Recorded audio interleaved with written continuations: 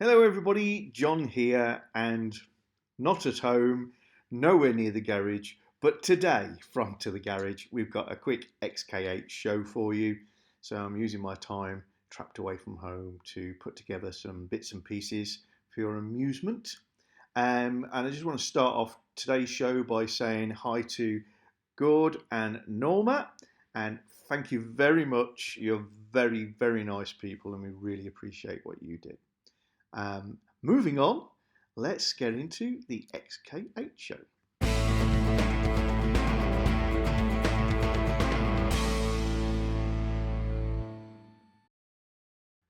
In more cautionary tales, Paul from Living St Anne's was kind enough to share these photographs with us. Most of us will know that the X100 suffers from its fair amount of rust spots, particularly those that live in the UK. Paul, having fixed all of his issues, has kindly shared these so we can see where the big issues are. Starting with the area just above the rear bumper and close to the vertical seam underneath the tail light. Water, dust, dirt can accumulate in here if it gets trapped behind the inner rear wheel arch liner and gets forced up through the vent that's in the boot. It settles in the wrong place and can rot through really quickly. In Secrets of the XK8 episode 15, we covered the secret rot out spot, which is in the compartment where on a UK car the servo lives on the right hand side, and on the left hand side we have the ECU. These wells can fill up with water if the drain tubes are not connected properly to the scuttle. Check out episode 15 to hear what I'm talking about there. Paul didn't actually have an issue with his, but he did have an awful lot of debris in the bottom of them, which could have caused an issue. And there's a blue screwdriver top in this shot, and that's actually sitting in the drain hole in the bottom of that well that does need to be kept clear. So yeah, make sure your rubber tube's on the scuttle, which will stop it filling in the first place, but there should be a hole down there to let it out if water has got in. Next, we'll move our attention to inside the front wheel wells. So on Paul's car, this is the spring mount seat. So the front suspension spring sits on this. And he noticed the car was sitting at a slightly funny angle one day, and this had actually broken free and the spring was no longer applying proper pressure to lift the car. Paul was able to disassemble the spring and damper and get new seats and rebuild this area. So actually not too much of an issue for him. This is his new painted up gear ready to go back on. But something worth bearing in mind. Take your wheel arch liners out, check things out properly on a reasonably regular basis. It was after gaining proper access to do the suspension work that Paul was able to diagnose some of the other more serious areas of rot with his car. And again, you've got to get those front wheel arch liners out now and again to start to recognise these issues. This area, there used to be a clip holding that pipe up, and that entire patch has disappeared. Looking into the other arch, and there's a really significant area of the outer sill, if you like, or outside of the chassis member, that is just corroded away. So these inner wheel arch areas need checking out regularly. They need cleaning, they need wax oiling and painting, or you're going to end up having to do some pretty serious work, like Paul had to. Again, outside of the box member, you can see the concertina rubber of the steering rack emerging in the bottom of that shot, so that gives you the location of this picture. Really quite savage rot. UK cars, you know, we suffer very badly with this sort of thing, but wherever you are in the world, it is worth checking out. This picture is looking at the bottom of the radiator. You can see the little drain tap there, gives you again a bit of orientation on the area where the pipes pass in front of it. It's completely gone. So there was lots and lots of work to be done to get Paul's car back into excellent condition. But he did it through a combination of doing work himself, paying others where he didn't feel he was the right person to be doing it, and just perseverance. He was able to bring the car back to exactly as it should be. It kind of makes me feel a little bit sorry that I didn't try harder to save PJ, my previous XK8, which I ended up selling on to some restorers who have brought it back to pristine condition now. But yeah, I was not up to taking all of this on. But as the age keeps on increasing on our XK8s and XKRs, and their value has turned a corner, and the older ones are really starting to come back up again now, we will be looking at restoration projects. And you've seen guys on the telly doing stuff on wheeler dealers and bangers for cash, where people will buy an old Mini strapped to a pallet that is only held together with the paint, and they'll still try and restore it. So actually this is all very doable, and maybe need to realign my thoughts on what I can and what I can't do, and start to get a bit better at least underbody bodywork. Almost seems a shame to have covered this repair up with underseal, but obviously it's the right thing to do. It looks so smart all in the bare metal. Here's another one, but it's a bit of a shocker. The rear subframe on Paul's car, you could literally push your finger through, and obviously that secures some of the suspension parts. So another area to look at on your vehicle. This one is quite extreme. I've not seen a subframe go like this, but it can happen to Paul. It can happen to anybody. He actually replaced this with a nice stove enamel black one rather than getting it repaired. This particular phase of restoration was topped off with new reluctor rings for the ABS and ball joints, which had also succumbed to the tin worm. I hope you'll all join with me in actually complimenting Paul on sharing these photos with us. It's great to see where the issues start to arise and where we can look out for the problems, and certainly not to poke fingers with other people's cars. So yeah, thank you so much for sending this stuff in, and I'm sure everybody who's watching it appreciates seeing where the issues can arise. Thank you. Many of you will remember this image from our previous XK8 show. This is Terry Collins's car Black Beauty, and he shared with us the fact that he got an original accessory called the XK8 bootliner, and we looked at it and I described the fact that I'd never seen one before, and but it actually came in two flavours. The dropped boot, like this one, which is for cars which have a space saver in, and there is another version that you could buy for a car that has a full-size spare in.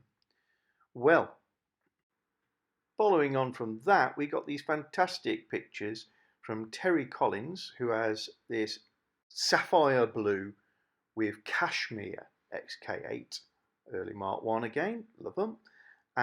He's got the flat floor version of the bootliner, and was kind enough to send us some images and the fact that he managed to get from Rimmer Brothers 4 years ago, admittedly, and he uses it to store his Brompton folding bicycle in the boot of his XK8 without scuffing up the carpets.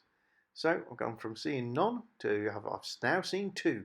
Still never seen one in the flesh. In another reference to a previous show, you may remember I fitted a gear stick knob with a clock embedded into it, into Purdy, my XK8, and that was made by another friend of the channel, Michael Emerson, who so kindly sent that to me as a gift. Well, Michael does all sorts of objets d'art, let's call it, bits and pieces that are connected with Jaguars, from illuminated coasters in aluminium bezels, perspex bezels, modified gear stick knobs, pens and pencils with toppers on and bits and pieces like that. And it's basically his hobby is creating these unusual little things. We had such a lot of comments and requests for more information about where can I get a gear stick knob like that? Where can I get in touch with Michael? That I've taken Michael's information and a few of his images and we've put it as a little area on the website. So if you'd like to get in touch with Michael to ask him about making something for you bespoke or getting something from his little range he's creating, then you can use that to contact him. Simply go to the home page on our website, go to More along the top, and one of the options there is links to products and recommendations. And at the moment it's second or third item down, you'll find that link to Michael's address. This is the cup holder fitted to the armrest of an XK8 XKR. Purdy, my car, doesn't actually have this item, and I do want to have cup holders. And in a previous video, I mentioned the fact that I'm going to create something of my own, a little bespoke, let's say. These original cup holders are very flimsy. They hold the drinks very high, so you tend to knock them over. And if like me, you don't have one, it can cost well over £200 to buy an armrest. It's second hand even that has those fitted. So I'll be going my own way. Russell Smedley was kind enough to send in some pictures of a project he's working on. For all the same reasons as me, he's gone his own way, but he's got hold of an S-type armrest and the cup holder that goes with it. And I'll confirm that this is the same style as is in blue, my X358. Basically, the armrest slides backwards on runners to reveal the cup holders below. It's a much more sturdy arrangement. As you can see, it's slightly wider than the standard, but can be made to integrate rather reasonably. Almost more impressive is this armrest was black, and Russell has used Furniture Clinic products to stain it to match the interior of his car. Very interesting, and I can imagine I'm going to get plenty of suggestions for alternate cup holders now. Next we have some pictures from Richard Smith, another one of our long time and regular subscribers from Canada. Richard owns this lovely 99 Jag, easy to work that out because it says so on the plates, in a metallic British Racing green. He's got lowered springs, better dampers. It's a low and sleek looking machine, and he really rates the ride quality that it has maintained. So Richard's done a few mods to it since he's had it. Recently he's put on a cold air intake system, but what I wanted to share with you right now is that he's been talking for some time about doing an interior retrim in a cognac coloured leather. And although we haven't got the images of the completed interior yet, because he hasn't installed it, I thought you'd like to see the images he's been sharing of his recently recovered seats. They are beautiful. Check that out. That's cognac Italian leather. And I think we can see from the backdrop here, which is obviously at the place where he's having these recovered, many options were available. Look at those beauties.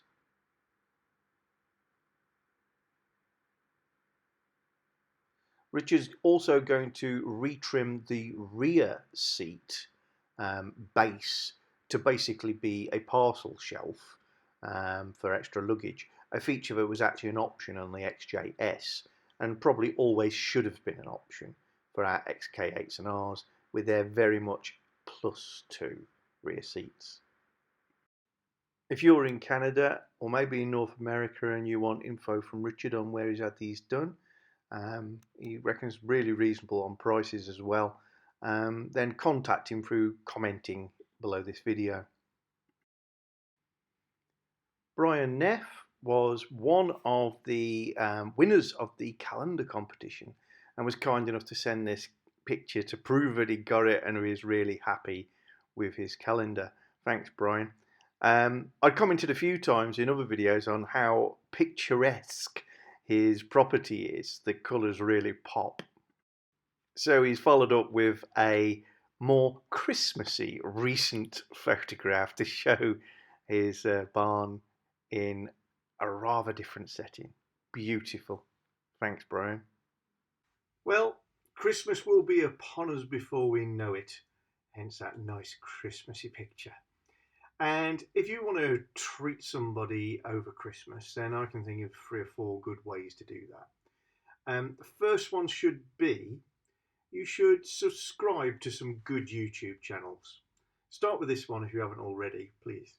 But I would definitely recommend subscribe to O&DR Jaguar XK8. So Damien, who does the videos for that, gives some really, really good, very factual, detailed discussions, essays, call them what you like, on the XK8. And his style is not my style, which means you get a lot of detail in really, really clinical form, which is excellent. I supply the passion and the rambling, if you like, but I'm such a fan of that channel. Well done, Damien. You do an amazing job.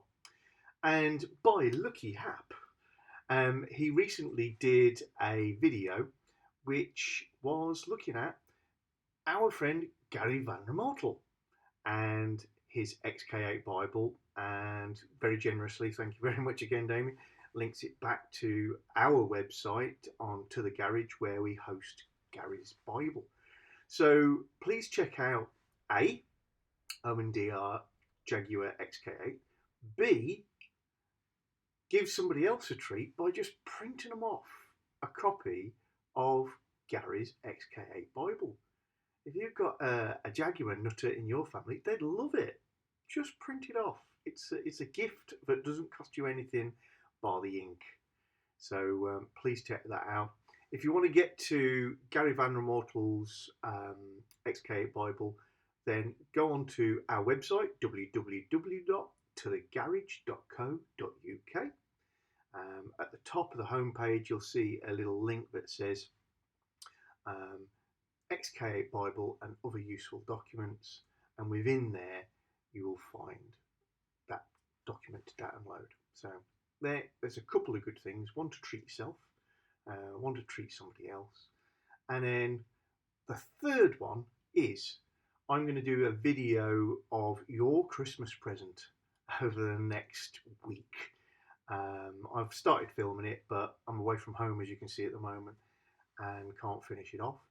And that will be how to make a little thing again for your XK8. Last year we did the diagnostic relay. This one's not a tool, it's a little feature you can build for yourselves, and you won't need to order in a huge amount of parts.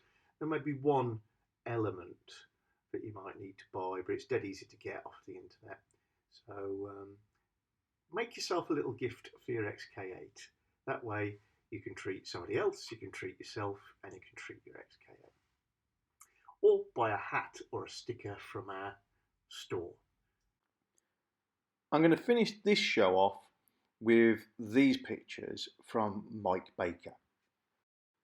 If you want a demonstration of how you can really transform your car yourself by just having a little confidence and get up and go, this is it. Mike managed to find his dream car. This 2005 XK8 has only got 22,000 miles on it, and look at her, beautiful. In fact, there's only one flaw in it. A little like me, Mike wasn't a huge fan of black leather interiors, and even then less so on a really dark coloured car. Jaguars kind of need the contrast. So he didn't get the cream coloured interior he really wanted. Having seen images from Purdy and other vehicles, he recognised that the sport trim with a really high contrast said that you can have a cream interior that also matches up with a lot of black trim on the dash, and it actually looks fine. So he bought a load of products from Furniture Clinic and re-dyed the entire interior himself. Started off by just repairing some scuffs on the front seat, then he moved on to the rest of the seats, and then the centre console, and then the door cards and the surrounds around the handles. He used their coloured dye sealants, initially applying them with rags because, again, that first coat on, you just want to cover up lots. It's a black leather. And then finishing off with a little bit of airbrush work. But the result is stunning. I am very geeky when it comes to these cars. I would assume I'm looking at an unusual sport trim that was intended to be like this from the factory. The only thing that doesn't look like mine is a cream coloured but cloth insert above the door handle and contrast black stitching in the leather. But it is an amazing transformation. It looks so much better, and it looks so professional. Well done, Mike. What a transformation. You've got your perfect car with your perfect interior. Well done, sir.